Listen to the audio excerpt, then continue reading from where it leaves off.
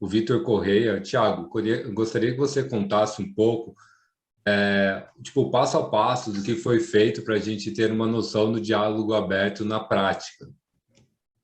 Nossa, muito bacana, muito bacana. Ô, Pablo, você vai me cortando aí, que eu falo bastante, tá? Se tiver muita Beleza. pergunta, você vai me cortando e vai jogando aí. Mas, basicamente, Matheus, Pablo, que fez a Vitor, pergunta? Vitor, é muito simples, como eu disse, né? Então, uma reunião de diálogo, como que nós fazíamos? A pessoa entrava em contato com o serviço, ou a unidade básica de saúde entrava em contato, ou o pronto atendimento entrava em contato, ou às vezes a família, é bacana isso, né, que vai criando-se uma cultura, principalmente no município pequeno, vai criando uma cultura dialógica.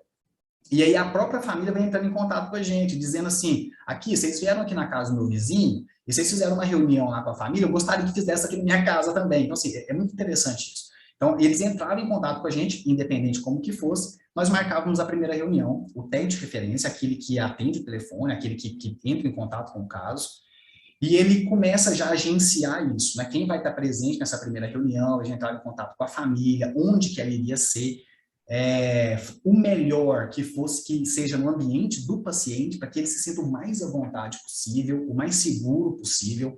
Então, na grande maioria das vezes, é visita domiciliar, e aí esse profissional contactava um outro profissional ali do CAPS mesmo, já passava o caso, e já ia até essa família. A primeira reunião, ela é muito atípica, no sentido de que você começa com perguntas abertas, Vitor, né?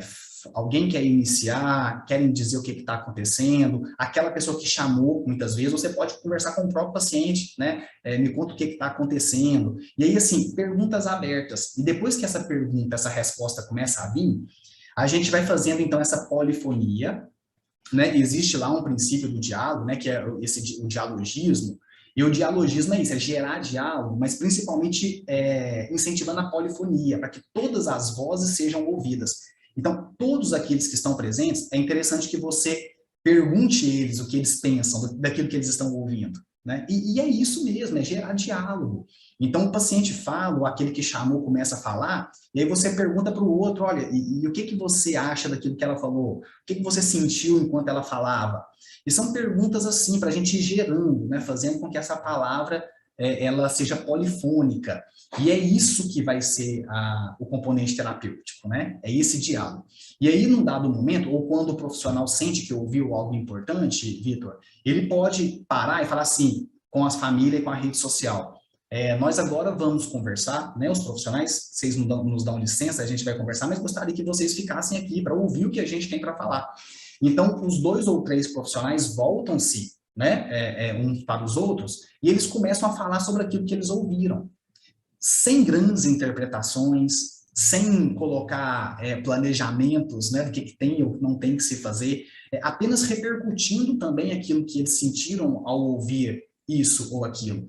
E isso tem um impacto muito grande, porque quando a gente volta a palavra para a família, a gente fala assim, e principalmente o paciente, o que que você sentiu quando a gente falava, né? Algo que a gente disse foi importante para você? É espetacular isso, né? Que o paciente, quando ele ouve o profissional falando dele, na frente dele, né? E falando assim, da família, do que ele ouviu, isso também tem um impacto, isso tem um efeito modulador, eu acho, né? Acho que foi a palavra que me veio aqui agora. Embora não seja essa a intenção, tem um efeito muito grande na família. E aí depois você ouve todas as vozes, você encerra a reunião. E aí a primeira reunião ela tem uma pergunta interessante, que é uma pergunta bacana de se fazer no final, que é de perguntar assim, o que nós não falamos nessa reunião? Né? O que vocês acham que não surgiu nessa reunião? E aí vem a fala, e muitas vezes no final da primeira reunião que vem aquilo que realmente importa, né? Essa pergunta é espetacular, né? O que nós não falamos? Que muitas vezes a reunião ela conversa, mas não toca em pontos importantes.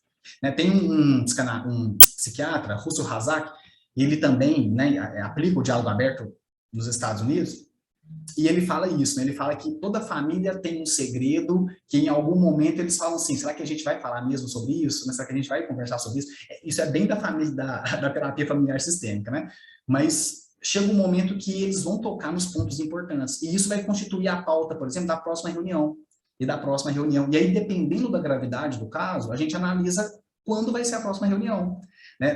Na Finlândia, o Iago fala que nos 10, 12 primeiros dias pode ter reuniões até diárias. Nós não conseguimos isso. É claro que dependia da gravidade. Nós pegamos crises psicóticas graves, onde nós fizemos reunião de segunda a sexta, né? 5 reuniões na semana.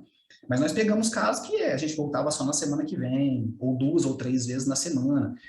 É o caso ali que vai nos contar como que está sendo. E aí, quando você começa a outra reunião, Vitor, você chega para eles e pergunta assim, do que vocês querem falar hoje? Né? Porque é a família que determina, é o paciente que determina, não é o profissional que está ali para determinar o ritmo da conversa. Né? É a família. Então, isso tem um efeito espetacular.